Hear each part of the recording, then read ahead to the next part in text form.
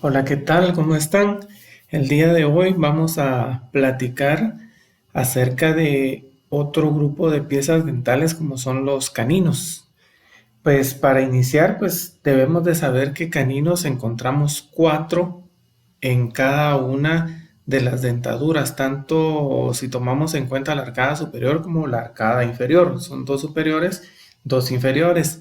Aparte de esto, pues los caninos forman parte de aquellos dientes de transición. ¿Qué quiere decir esto? Que tienen una función similar a lo que es los incisivos, pero a la vez también tienen alguna función similar a lo que son las piezas posteriores, principalmente cuando hablamos de premolares. Los caninos también debemos de hacer énfasis de que estas piezas van a estar en la curvatura del arco, por eso se dice también que son piezas de transición. Algo que también es importante es recordar que aquí el borde incisal, que se sigue llamando así, pues va a estar formado básicamente por dos brazos, ya no va a ser recto como los incisivos centrales y laterales, tanto superiores como inferiores. Los caninos pues llevan el nombre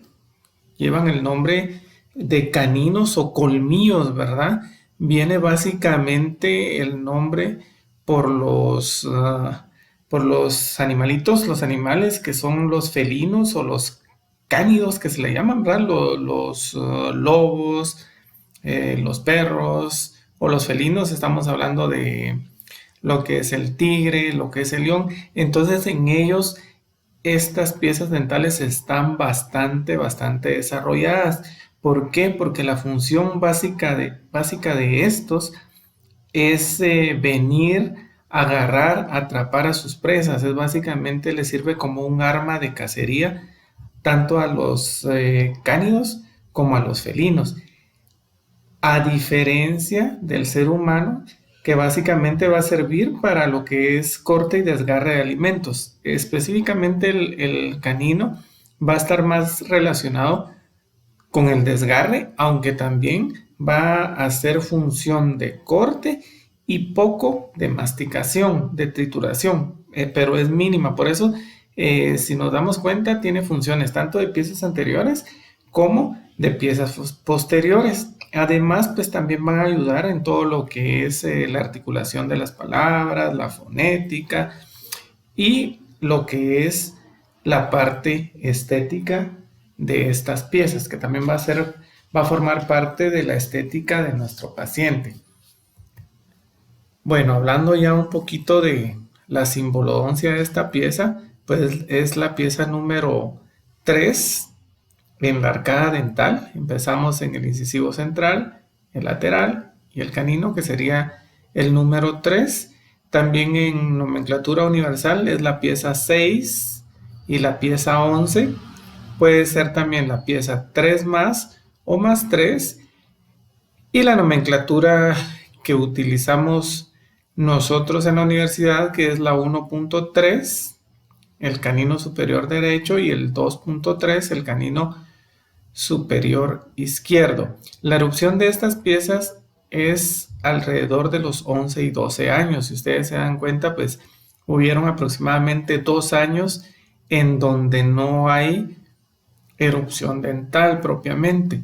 Una emergencia de alguna pieza en esos 2 años se queda un poquito estancadito luego de que hace erupción el incisivo lateral superior. Entonces nos quedamos aquí aproximadamente 2 años, de los 9, 10 y hasta los 11 años, y entonces ya empiezan a hacer erupción lo que son los caninos. Su función, pues ya lo platicábamos, va a soportar junto con los incisivos al labio y también a los músculos faciales. ¿Qué músculos faciales? Pues los músculos faciales son muchos. Sin embargo, podemos mencionar quizás el que va a estar más cercano a lo que son los labios, que es el orbicular de los labios.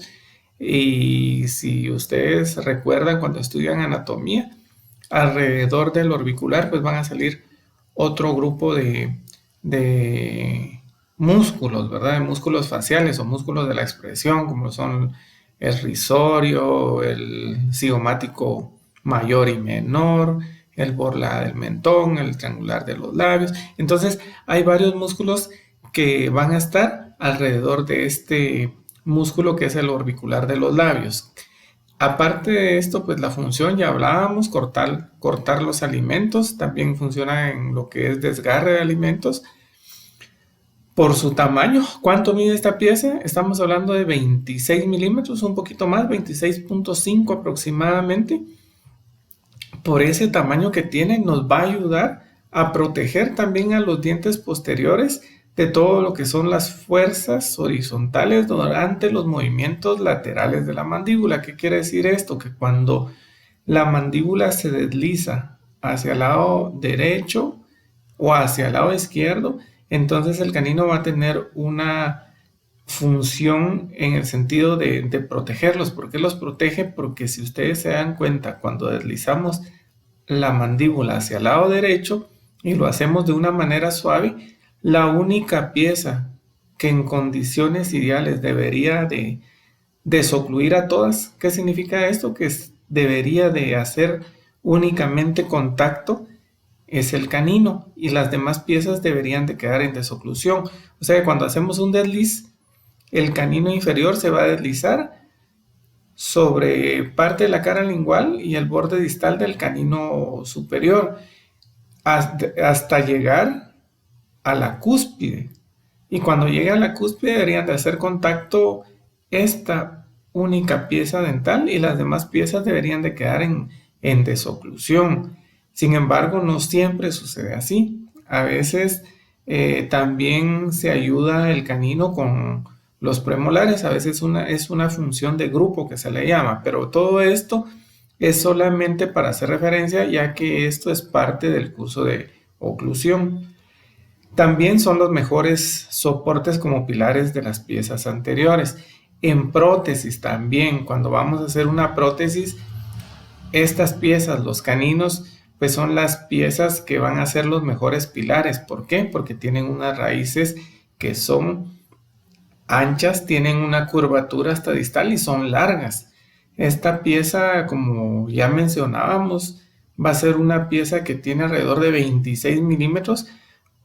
Cuando nosotros hablábamos de los incisivos superiores e inferiores, estábamos hablando que venían midiendo de alrededor de 20, 21, 22 milímetros y este se salta de 22 hasta 26 milímetros, entonces sí es una pieza que es bastante larga y la cual pues nos va a ayudar como soporte, como pilar, como un buen pilar, tanto para prótesis fija como para prótesis removible. ¿Cuál sería el inconveniente en el momento de que quisiéramos hacer una extracción dental? Que sería un poco más difícil por lo mismo que tiene raíces que son bastante largas y también que tienen cierta curvatura. Si hablamos un poquito de sus partes constitutivas, pues esta pieza va a tener una corona y va a tener una raíz. Esta raíz tiene una desviación hacia la parte distal, por lo general, en un alto porcentaje, como lo vamos a ver más adelante. Aparte de eso, pues tiene una inclinación también hacia distal cuando lo vemos por una vista bucal y al verlo por una vista proximal, pues también tiene una inclinación de la raíz hacia palatal, o sea que la parte de la cara bucal va a estar más hacia adelante. Esto es en relación a cómo está compuesta esta pieza. Hablando ahora de lo que es la morfología de la pulpa dental o radicular, pues la podemos ver acá, un solo conducto, desviación hacia distal, es amplio, es un conducto amplio, no es un conducto estrecho, también lo vamos a ver ahorita más adelante en otra diapositiva que presentamos a continuación hoy. Ahora, hablando de lo que son los puntos de contacto de esta pieza, pues los puntos de contacto tenemos un contacto mesial y un contacto distal.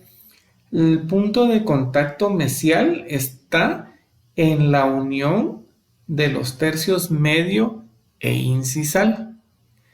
Y el punto de contacto distal lo vamos a encontrar en el tercio medio, o sea que va a estar un poco más bajo que todas las piezas que hemos estado viendo. Como ya les mencionaba, también tiene una inclinación total de esta hacia distal y una inclinación de la raíz hacia palatal, o sea que están bucalizados con una angulación aproximadamente de, estaríamos hablando de 50 a 55 grados aproximadamente. Entonces aquí vemos el punto de contacto mesial que está entre el tercio medio e incisal y el punto de contacto distal que va a estar ya más cercano hacia lo que es el tercio medio. De hecho, ya debe estar en lo que es el tercio medio. Bueno, entonces ahora vamos a pasar a ver la cara bucal. Pues la cara bucal de esta pieza, como lo podemos ver, tiene una característica que no tienen todos los incisivos y ese es su borde, porque el borde incisal de esta pieza ya no es recto, sino está formado por dos brazos, a diferencia del incisivo, como ya mencionábamos, que era recto. Y la forma de esta pieza realmente va a ser pentagonal, ya no es una forma trapezoidal. ¿Qué es un pentágono? Pues es una figura geométrica que está formado por 5 lados. No es un pentágono que sus 5 lados sean del mismo tamaño. Es distinto, ahora es como una forma como de punta de lanza, aunque la punta de lanza es característica especial de los caninos inferiores. Bueno, entonces hablando un poquito de lo que es la cara bucal, como todas las piezas anteriores, pues va a estar formado por 4 bordes o va a estar limitado por 4 bordes. Un borde distal que llega hasta acá. Un borde distal no va a llegar hasta acá. Es un borde distal que va de acá hacia acá. Un borde mesial, un borde incisal y un borde cervical. Entonces nuevamente encontramos delimitada esta pieza por 4 bordes. El borde cervical, pues este borde va a ser de una forma regular, va a ser mediano y simétrico, aunque en algunas ocasiones también se le ha descrito a este borde con una pequeña desviación hacia distal, pero es solamente una pequeña descripción que hacen algunos autores, pero en términos generales es central, mediano y regular. El borde mesial, que en este caso el borde mesial es este borde va a ser más largo cérvico incisalmente y va a ser más recto que el borde distal. ¿Por qué es más largo? Si ustedes se dan cuenta, cuando describamos el borde incisal, nos vamos a dar cuenta de que tiene 2 brazos. El brazo distal es más largo, por lo tanto, al ser más largo, va a ser más corto el borde distal de esta pieza, ¿verdad? Y aparte de eso, pues esta pieza también va a encontrar una pequeña concavidad a este nivel, a nivel del tercio cervical, y va a ser convexo en sus tercios medio e incisal, pero sigue siendo más corto que el borde mesial. El borde incisal, como ya hablábamos, está formado por 2 brazos.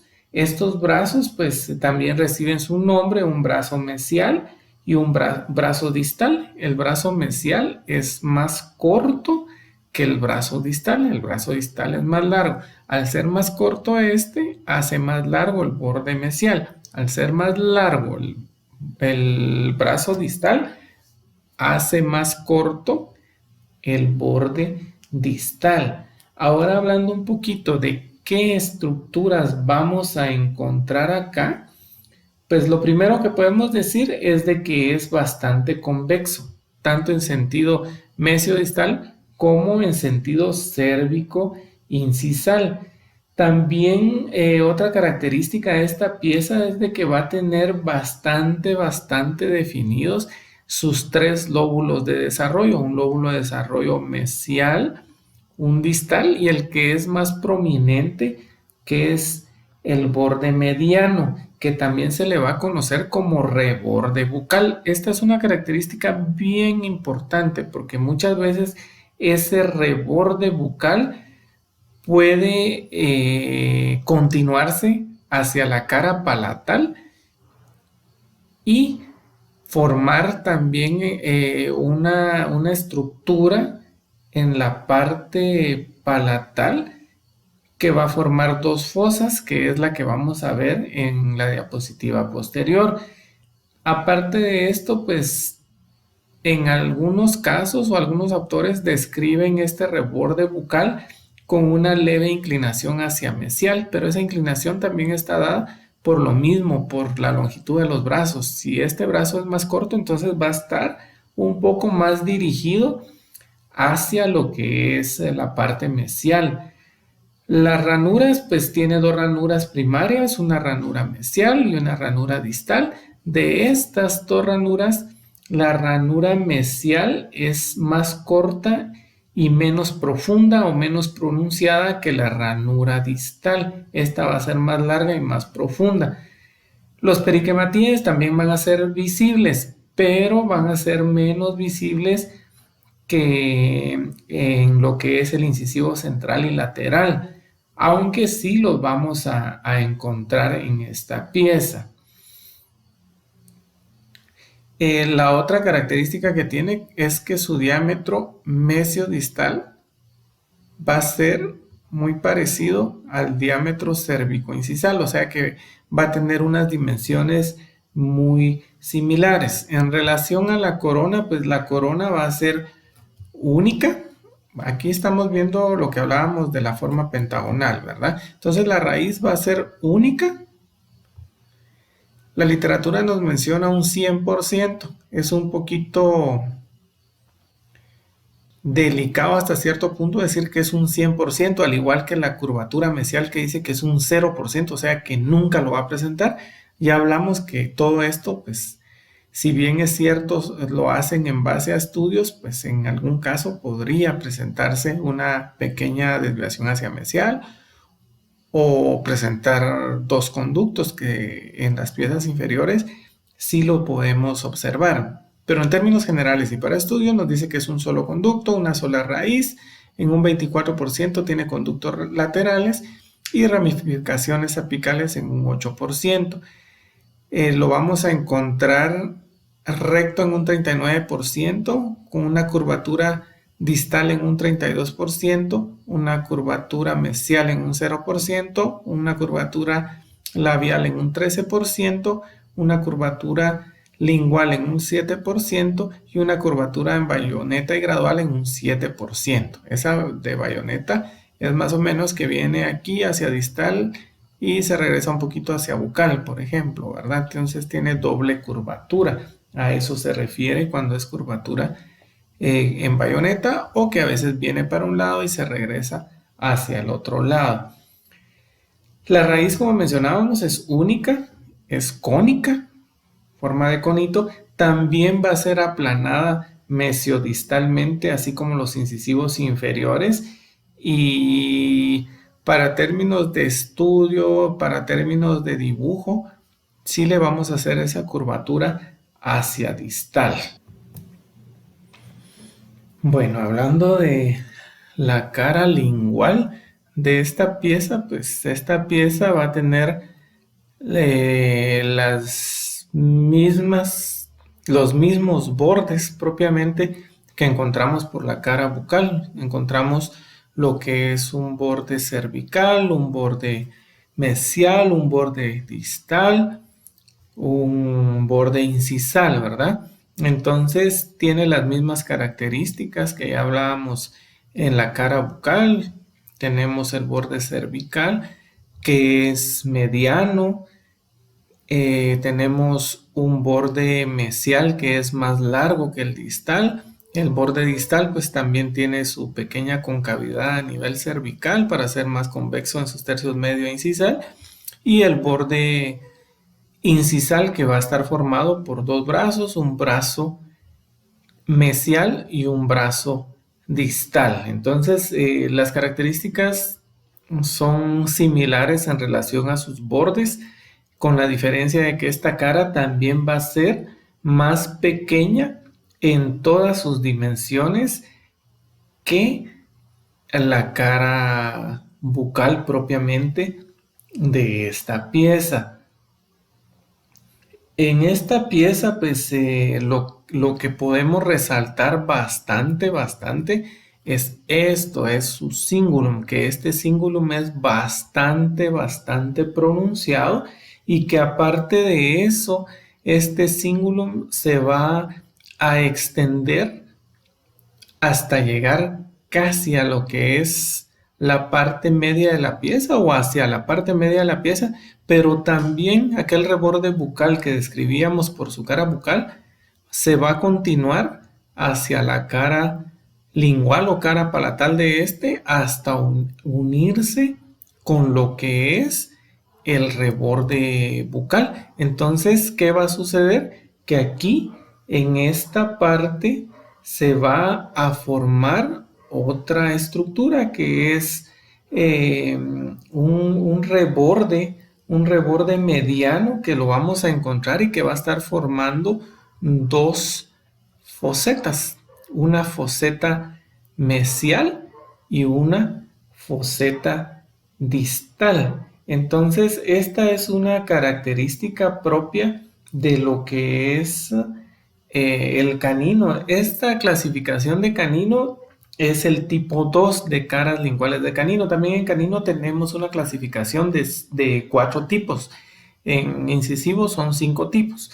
Eso es una clase aparte donde vamos a estar viendo solamente clasificación de caras palatinas o caras palatales, de incisivos y de caninos. Pues en este caso, el más frecuente es este, el tipo 2, el cual, como ya les mencionaba, va a formarse en su cara lingual por una prolongación de lo que es el cíngulo masa incisal y una prolongación del reborde bucal hacia palatal, en donde, como ya mencionábamos, va a formar dos fosetas, una foseta mesial y una foseta distal. Aparte de eso, también en algunas ocasiones vamos a encontrar un pequeño tubérculo que se conoce con el nombre de tubérculo de Mühlreuter o tubérculo triangular de Mühlreuter, que va a estar ubicado en el brazo distal.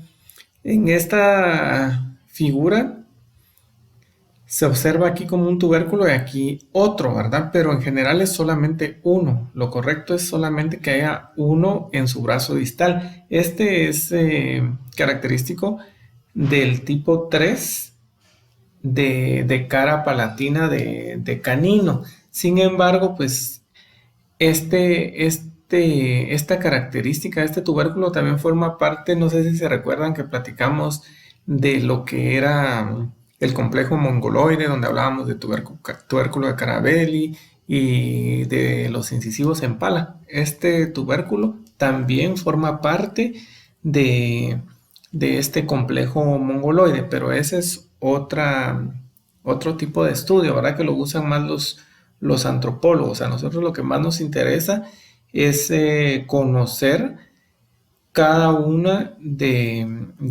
la clasificación de este. Quizás lo más importante aquí va a ser ese reborde mediano lingual que se va a estar formando.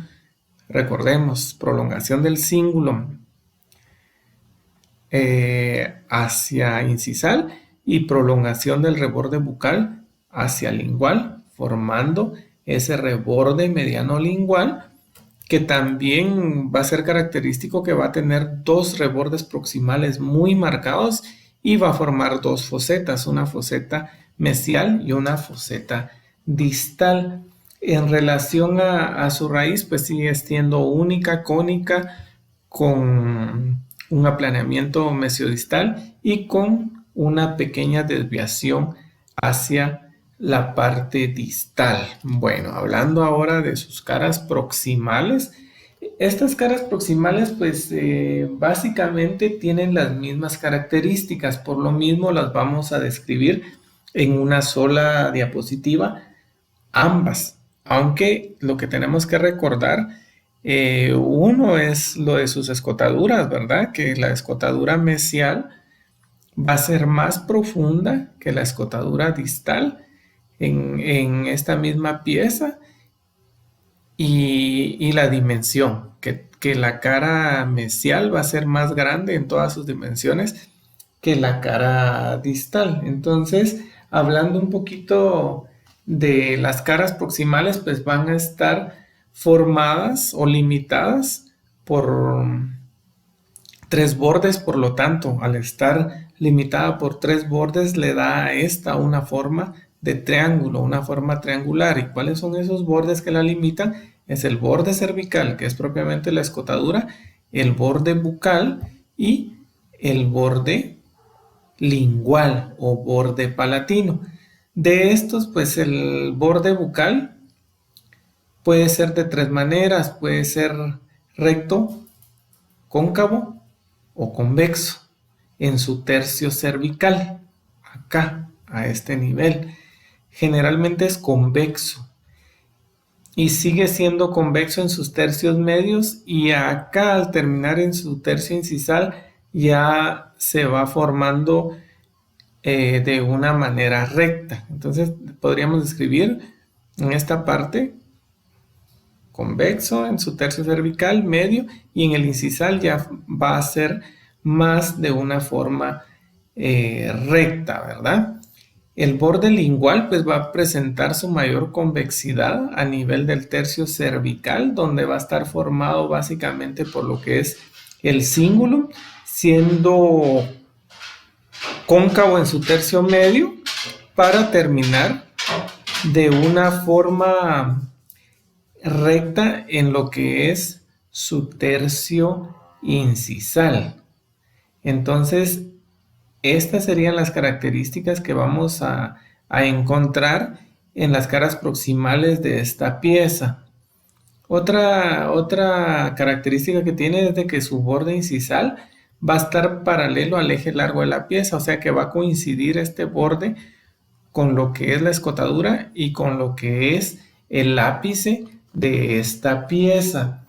¿Qué vamos a encontrar? Pues en esta cara, pues básicamente no se encuentra mayor estructura dental para describir. Se dice que estas caras generalmente son tersas, son lisas sin ninguna característica prominente. La forma de la raíz, pues igual que todos los incisivos, tiene una forma piramidal y también aquí sería prácticamente la única pieza de la arcada superior donde vamos a encontrar un canal radicular, que este canal radicular lo va a recorrer o va a recorrer toda la raíz desde lo que es la parte cervical hacia la parte apical, o sea que es apico cervical. Entonces esta también va a tener un canal radicular. Este canal va a ser más profundo en la parte mesial o en la cara mesial que en la cara distal. Esa sería otra de las características que nos podrían servir para poder diferenciar una pieza si es derecha o si es izquierda cuando tenemos algún problema propiamente que no podamos describir sus brazos, por ejemplo, aunque el brazo pues es característico, pero en algunas ocasiones estos brazos están ya atricionados y no se pueden observar bien o que la raíz no tenga desviación hacia distal. Entonces esto también nos podría ayudar. El canal radicular más profundo se va a observar por mesial. Bueno, hablando de su vista incisal o de su aspecto incisal, pues esta pieza se dice que es la que va a tener realmente una forma romboidal, es la que tiene más la semejanza de un rombo de todas las piezas anteriores que hemos visto. ¿Por qué? Pues básicamente lo que le va a dar esta forma también son sus dos brazos que vamos a encontrar en la parte incisal. Esto es lo que le va a dar esa característica de forma romboidal. Va a estar limitado por dos bordes. Uno es el borde bucal y el otro es el borde palatal o borde lingual. El borde bucal pues va a presentar la característica en su parte media, que es la parte más convexa, que es su lóbulo mediano, que es muy pronunciado y que va a formar lo que es el reborde bucal. Y sus partes, tanto mesial como distal, pueden llevar cierta concavidad. Aquí lo podemos ver, no es totalmente convexo como las otras piezas. La parte convexa es su tercio mediano, y siendo la parte distal y la parte mesial un poco cóncavos. Ahora en su parte palatal o su parte lingual, pues también vamos a encontrar en su parte media o mediano, en su tercio mediano, la mayor convexidad, siendo también cóncavo en su parte tanto mesial como distal, ¿verdad? Entonces vamos a encontrar también cierta concavidad a este nivel. De las superficies sin bordes, lo que podemos mencionar de esta pieza es de que al verla desde esta vista incisal o desde este aspecto incisal, esta pieza se va a observar con una pequeña inclinación que va a tener hacia lo que es mesial. Las ranuras también van a ser bastante pronunciadas. Y también debemos de recordar que la distal va a ser más profunda que la mesial y más larga también, más larga y más profunda que la mesial. La otra estructura que podemos observar acá es la cresta lingual o cresta mediana que hablábamos en el reborde mediano que hablábamos en las diapositivas anteriores, que también lo vamos a encontrar por esta vista, y sus fosetas, ¿verdad? Una foseta distal y una foseta mesial que también es característica en esta pieza dental. Y por último, solamente hacer mención de lo que es su diámetro, ya que el diámetro bucolingual va a ser más grande que su diámetro mesiodistal. El diámetro bucolingual es más grande que su diámetro mesiodistal. Bueno, entonces con esto concluimos lo que es el canino superior. Si se dan cuenta, pues tiene ya algunas otras variantes. Con esto pues ya podemos empezar a hacer caracteres, bueno, de tipo. Recordar que el canino no es el único que no tiene caracteres de tipo, pero sí podemos tener caracteres de arcada, caracteres de dentición y caracteres de clase. Entonces, con esto finalizamos y nos vemos en la próxima clase. Muchas gracias.